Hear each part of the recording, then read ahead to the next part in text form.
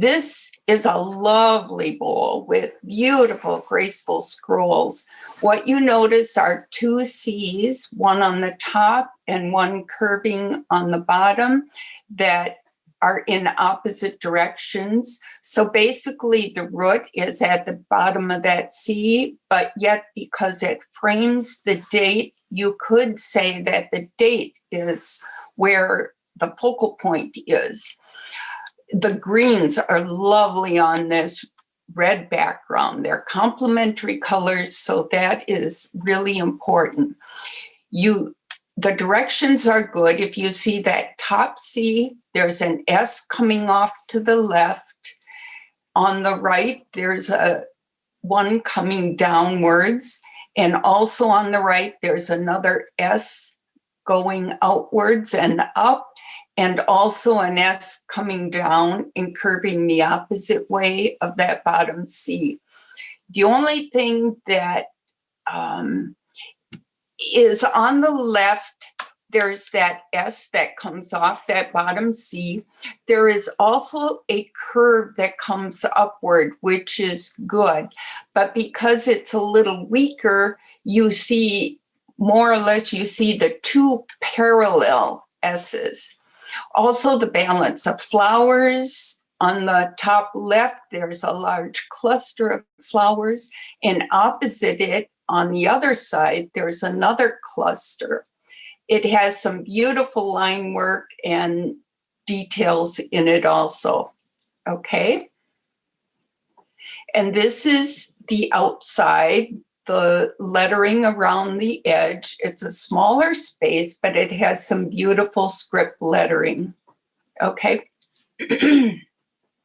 This is another bowl, which I believe is fairly old, isn't it, Jennifer?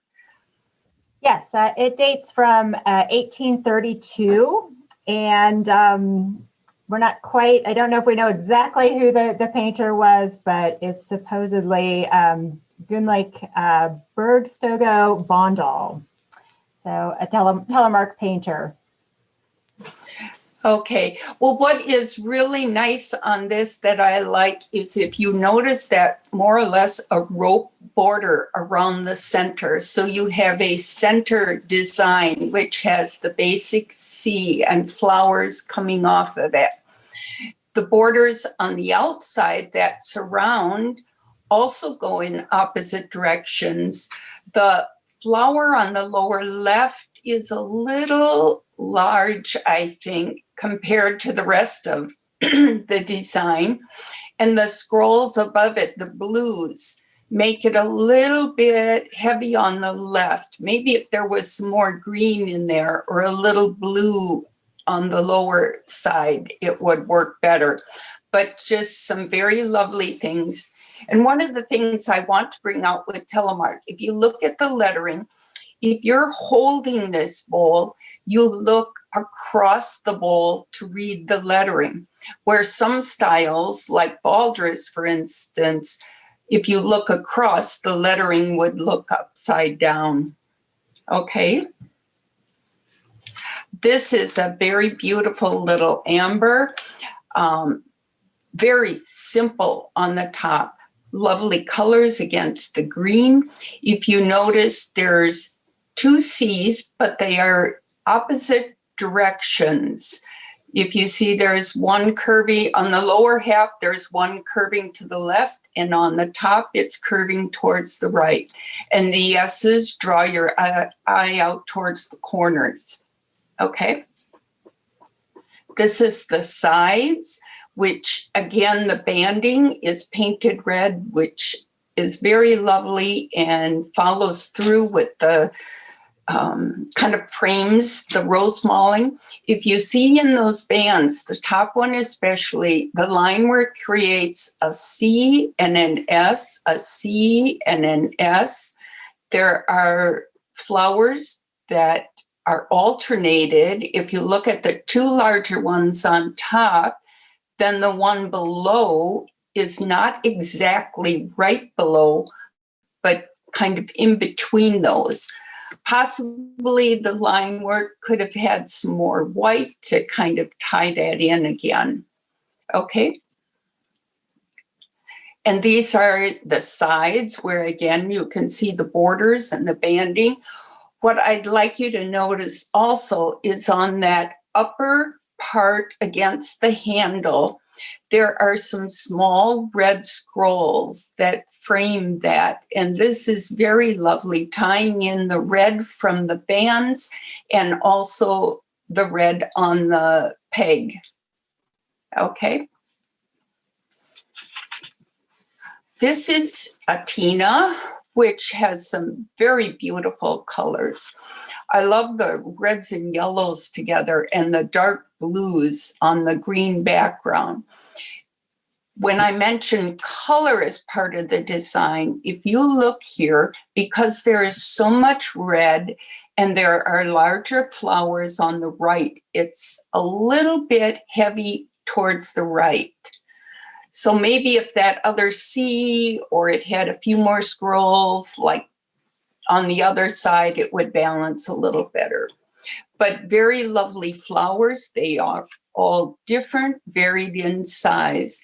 And again, one of the nice things here on the ends where the carving is, there's a little red line that sort of emphasizes that carving and brings in the red from the outside.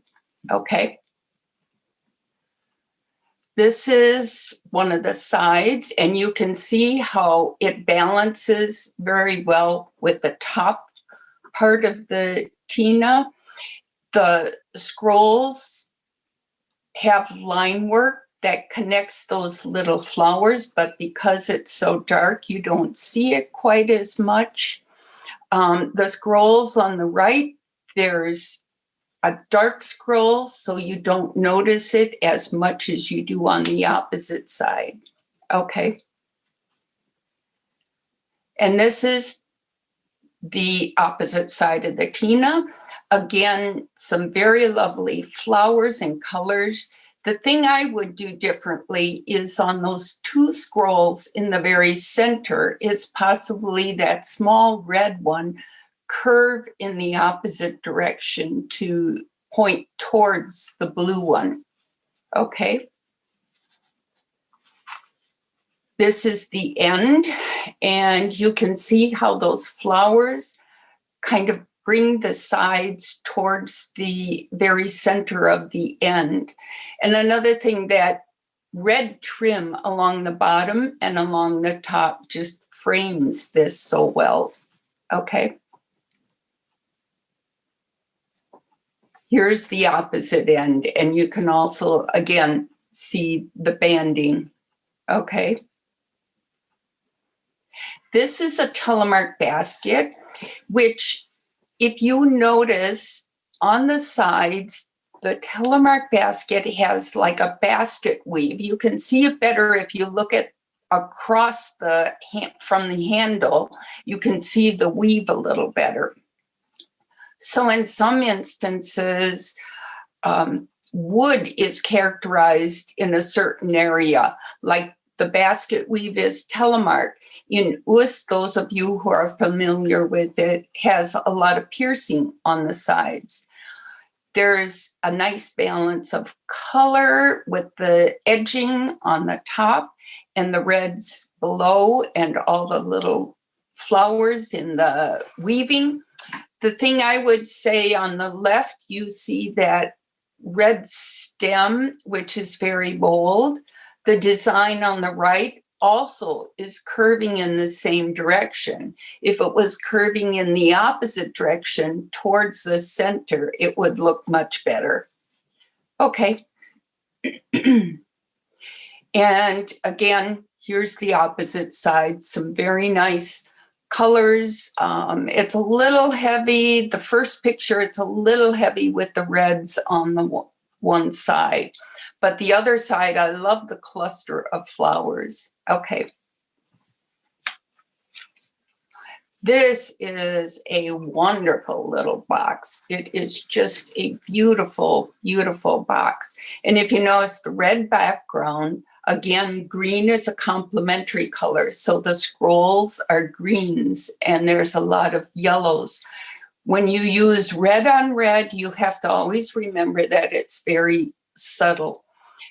The flowers are different from each other, some beautiful line work, and all the scrolls have a lot of lines and details in them.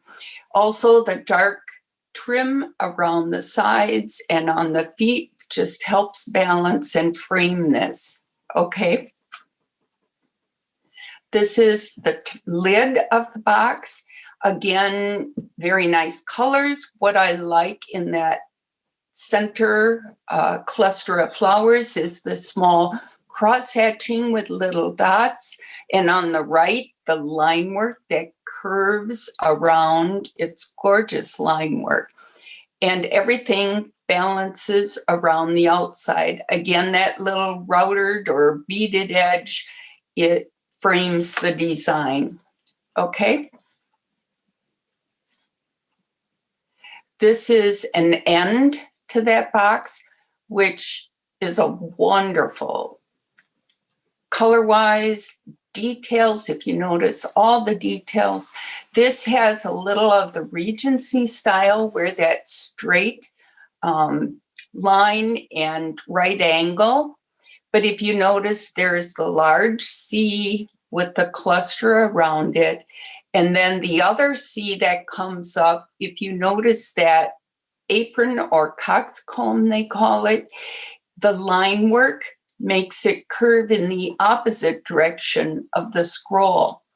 All the flowers, the lower left, there's one center flower, there's a small one curving below it, and also another small one curving upwards.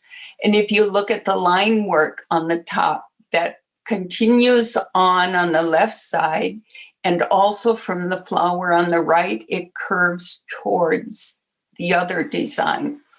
It's just a very nice design, okay? This is the back, which, I don't know, this might be one of my favorite aspects of this box. It's subtle colors, but it's just so lovely. You have that C and then the S's going the opposite direction. And I love the cluster of those three scrolls because they're so close together, it works like one scroll. The flowers are going in the opposite direction and line work curving downward and also upward. It's a beautiful little backside of the box, okay? This is the inside of the lid, where lids, it's nice to put something, but it can be very simple. It doesn't have to be so elaborate. It's got some beautiful lettering, script initials. It has that wreath around it. And if you notice the flowers, there's one heading upwards and then two going off to the side. Possibly it could have been a little smaller with the flowers just to help balance from that upper edge. Okay. This is one of my favorites, the Luris trunk, and it's very beautiful design. If you notice on the front, you see the two C's, and the one on the left curves towards the center. Also, the one on the right curves towards the center. It's got very good direction. If you notice off the top of the scroll, there's a C going upwards and also one going downwards. And then the opposite side, also a C curving upwards and one going downwards. And this is basically symmetrical, but yet if you look very closely, it is not absolutely exact. The two flowers towards that center band lower there are basically symmetrical in color and size, but yet they are not exactly the same. Also, with the upper right cluster of flowers on each side, it's not exactly the same. This has a lot of line work, a lot of details, but yet you can still see the space behind. The other thing is lettering is gorgeous, And if you notice the little scrolls that sort of box in that cartouche, okay? And this is just another view where you can see the colors that are a little truer to the exact colors, I think. Again, you can see the design. If you notice the side, it's got 4 small designs that are probably flowers. Okay.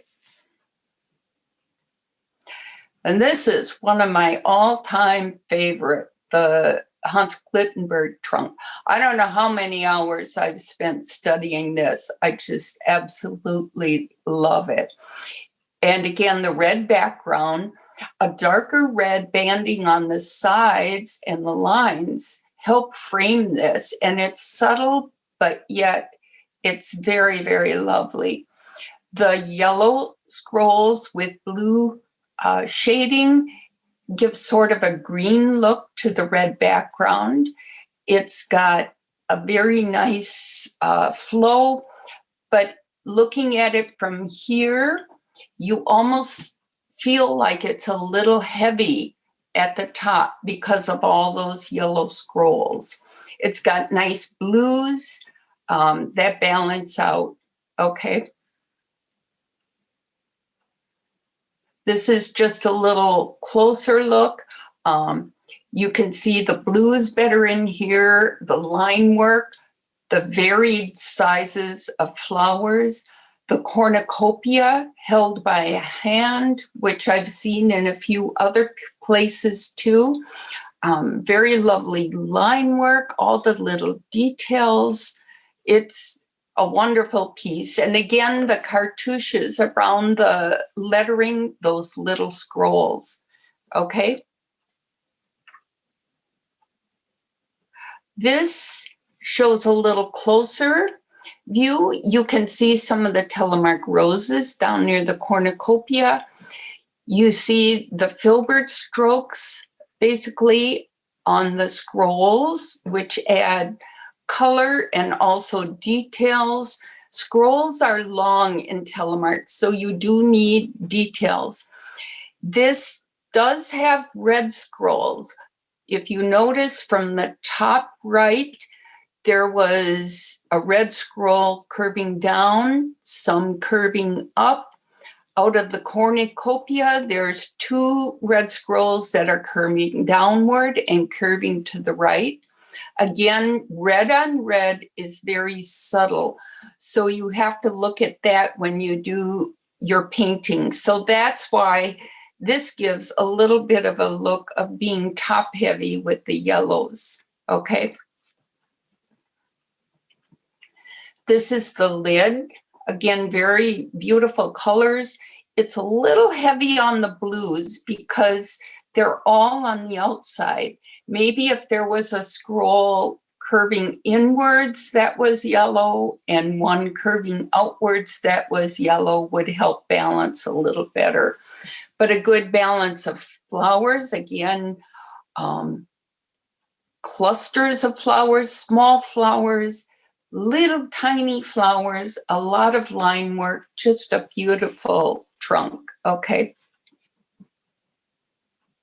This is also by Hans Klittenberg, a cabinet.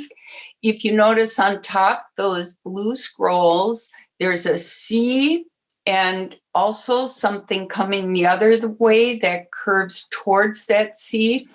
And on the sides, some S's that sort of follow the arch in the doorway.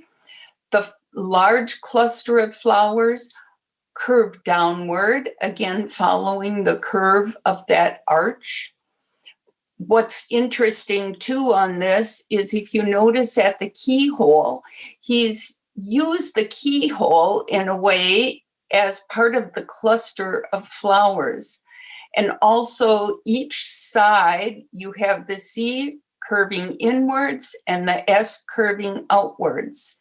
And the center design, again, a different background, so lighter colors that will show up. The only thing that throws me a little bit is the lettering is so light on the bottom. It almost looks heavy on the top and the sides. But this is a beautiful piece again, okay? This is Knut Mevestall, and I absolutely love this trunk also. There's so many that I like. But this is very unique, I think, because if you notice at the very bottom center, this is where everything starts from. It's almost like one huge C that curves around both sides, continues through that bottom. This has got very good scroll work, the detail, the directions. If you notice the C going up, the S's curving downwards, again on the sides, and S curving up and curving the opposite way. This has some very nice details in the scrolls, the little tiny flowers that help break up those scrolls. There's clusters of flowers at the top. Just a beautiful trunk again, a lot of detailing. If you notice on the left too, at the bottom scroll there's a tiny flower that joins those two scrolls at the very bottom, a little white flower that is just beautiful. And nice lettering again, sort of framed in that arch, okay? This is, again, a violin case by one of the Luris, I believe. And it has... It's Knut Luris, Thomas's brother, and there are a number of people in the family who were good painters. Right. They were also good musicians. And so, yeah, so sometimes they made things that related to that. So Knut did some painting and fiddling, and Thomas played the flute, I think, or the recorder.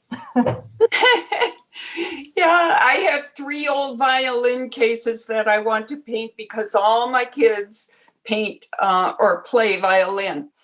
But what's beautiful on this, if you notice the blue C and then the S, and in the other sections, they curve in opposite directions.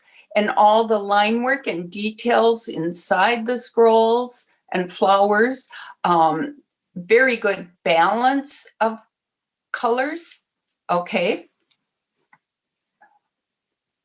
This is the lid.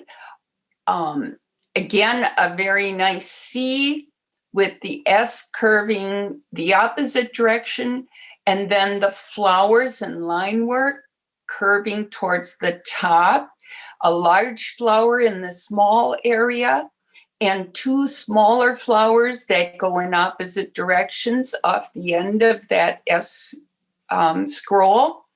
A very nice large flower at the root. Possibly if it had a little more blue in there, it would help balance the scrolls more or the color more. The only thing that is a little awkward, I think, is that blue scroll looks like it's just placed on top of the yellow scroll. Maybe if it came out from the center, it would give a little better design, okay? This is the opposite side, and again, you notice the Regency aspect of it, that right angle, and the lettering has some banding to kind of frame that section. I love the white scroll on the left that comes out of that right angle and curves in a C and then an S. The other side, I would like to see more like the left side, where it curved from that direction. Both the C's are sort of following in the same direction. If they were going opposite directions, it might balance a little better. But some very lovely line work again. I absolutely love this piece also. Okay. This is another trunk, which is a little more Rococo influence. Again, you can see that Regency aspect of it. What I love too, that is unique, I think, are those scrolls at the top that sort of loop around. And they're scrolls that go in opposite directions again.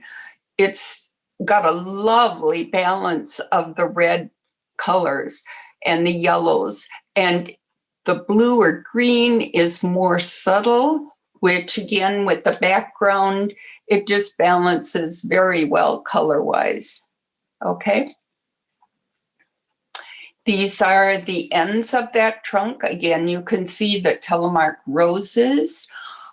The lower design, maybe if it had some more of the light color in it, it would help balance a little better with the top.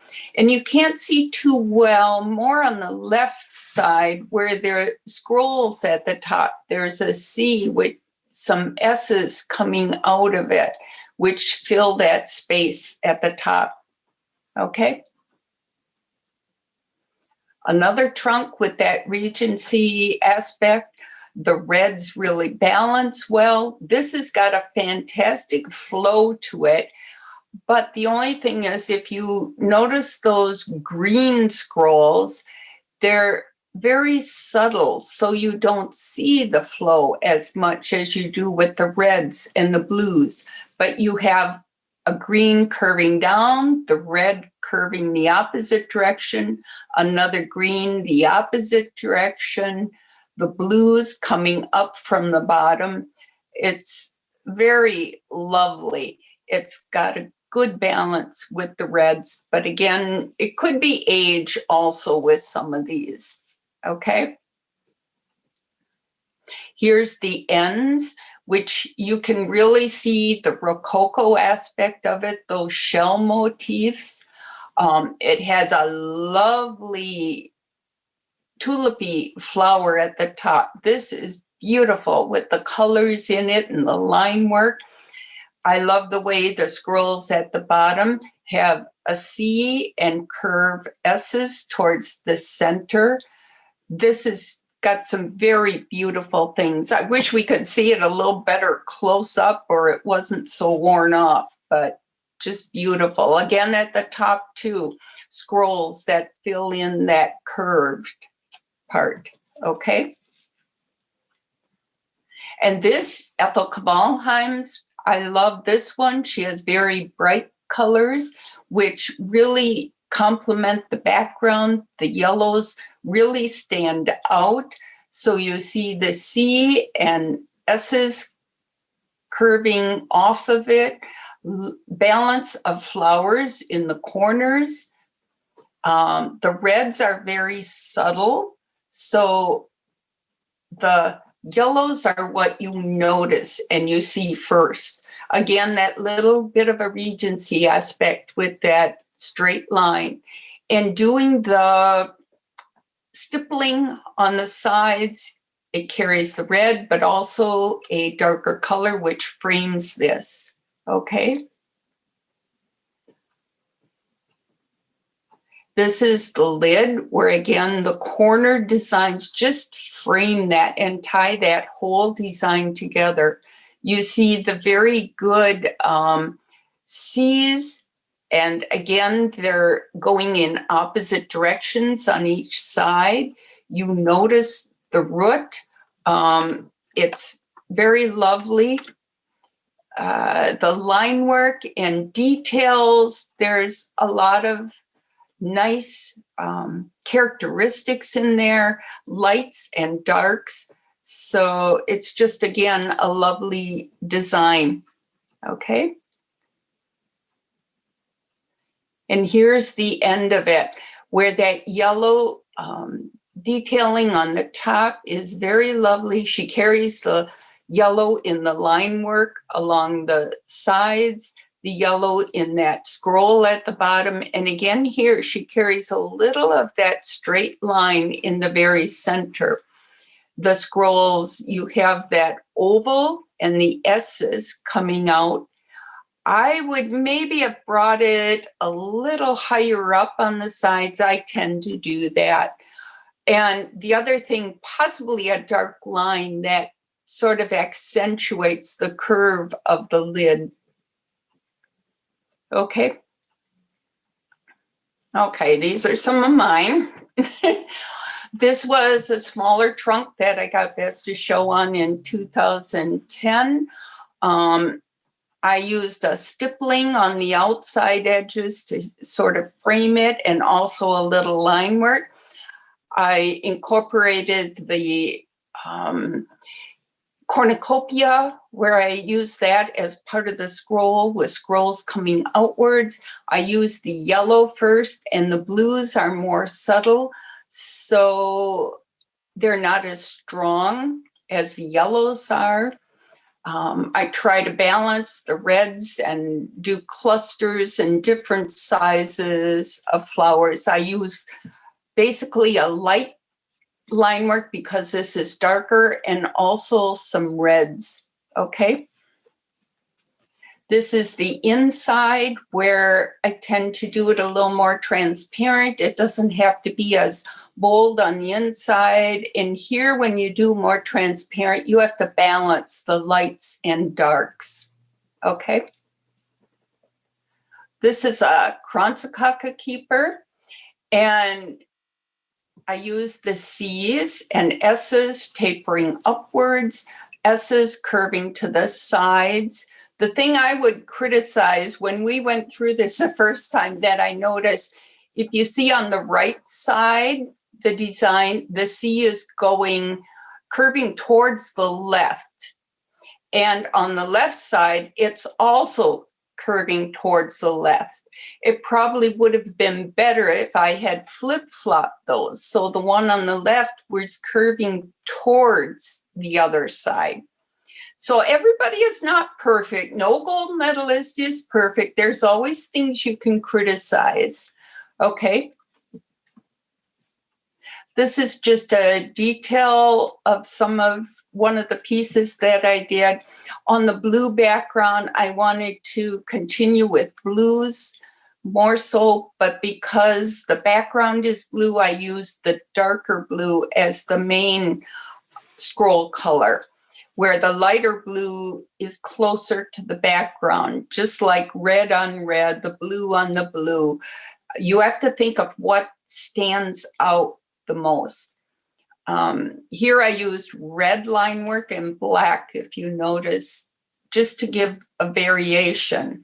I tried to do smaller flowers, clusters. I used some of the whites in the scrolls, just, again, creating a variation in there. I like to use filbert strokes to round out the ends of scrolls, details inside the scrolls. Okay. This is a hutch I have in my dining room. It has different panels, so you have to put a design in each one. And on the top larger two panels, you have the C's coming towards each other, one going one direction on one side, one going the opposite direction on the other side. In that center spot, because of the shape of the wood there, I used a center flower with sort of an S going through the middle with smaller details going down into those pointed areas. The same on the sides, on the bottom. It's got that same shape, but yet a center flower with the S, and then another S curving the opposite way to point down towards that corner. And in the middle, again, the C's that sort of frame, give a base to start with, and then S's and curves going opposite directions. Okay. This is a trunk I did for my son a few years back. He loves green. That's his favorite color. So that's why I used green in the main scrolls. I Also love using the dark blue, even on a dark background, but because of the light shading and details, it brings it out a little more. But again, you have to remember when you're doing dark colors on a dark background, you don't want that as your main color. I use the scrolls to frame the lettering again. And this I did a stippling of red to separate the sections, a little line work at the bottom. This is the top of it where I used a center flower. And again, somewhat symmetrical, yet not absolutely exact if you look closely. Okay. And this is the end where I have two C's coming out of that center and then S's curving upwards towards the top. So I like to fill the space, kind of surround that handle. So hopefully this has been helpful. Well, I think we should take this time here. There were some questions in the chat, Jennifer, if you want to pose some of those, and then maybe we can go around and tell us where you're Zooming from. Yeah, well, I think we've kind of answered a lot of them in the chat, but there was a question about what does fugitive mean, and that just means that the colors are sometimes fleeting, and they disappear, or sometimes they fade because of environmental conditions. The pigments sometimes have inherent vices, or the environment does things to them that changes them over time. And so we might see colors on trunks that aren't actually the colors that they started out to be, just because of time and moisture and light and all of those things. And so sometimes if you have painting on the inside, if you open up the trunk or the chest, the colors will often be a little bit more vibrant in there. And so sometimes the dull colors that we see or that we're used to seeing aren't really the true colors of how that piece started out. So it's kind of fun to peek in if there's any painting and see like, wow, woo, that's really red, or wow, I didn't know that that was so green, or something like that. So yeah, and then Patty, thanks. I think Patty continued on with the conversation a little bit. There were some questions about how fugitive greens are. Patty said she didn't know necessarily about greens, but definitely reds having a tendency to fade. So, and I can't. I'm not in the collection storage right now, as you can probably tell. So I'm not able to go down and check for the exact background color of the one trunk, but it is dark. I don't know if it's black or blue or green. I'll have to go with a close up and see if I can find that out for folks. Well, and I was just going to see, we've got a couple of more that have come up here. Let's see. Kathleen wants to know, Nancy, when you do the trunk, do you paint one side of the trunk and then do you start on the other, or do you work on it as a whole all at once? I will paint the lid usually first and coordinate the lower sides with that, and then go to the opposite end. So I sort of paint one section. I might sketch on a design first where at least I have the basic scroll directions in there. All right. And what paint do you use? Could you share some of the names of the paint colors that you paint with? Are you referring to backgrounds or the oils? Actually, oils, I like Rembrandt paints. And also I use some of the Richardson, the old Shiva paints. They're inexpensive, but they do have a very strong color, but they're limited. So basically I use Prussian blue, burnt umber together for my blues. I make a dirty white with yellow ochre, a little raw umber, and white. Greens, I'll mix the blue and ochre and raw sienna. I love raw sienna, but I like either Grumbacher or the Richardson because it's a very golden brown, which the others are duller. Winsor Newton, I use their Venetian red, or you could use like a red ochre, but not too bright a red. Let's see, Mars Black. I'm trying to think if I got all the colors. A lot of mixing.